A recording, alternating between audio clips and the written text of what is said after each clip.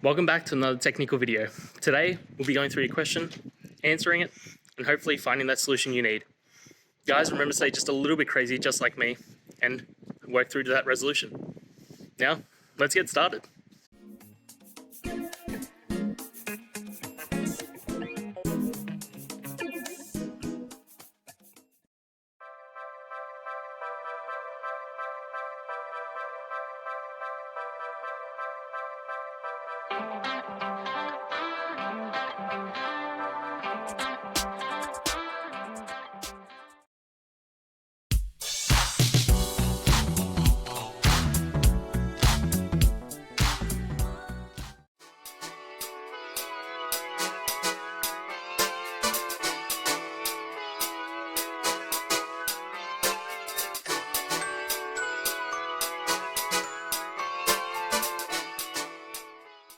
And that's it, guys. We've gone through, answered your question, and hopefully you found that solution you're looking for.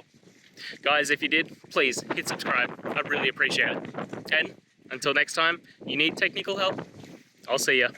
Have a good one.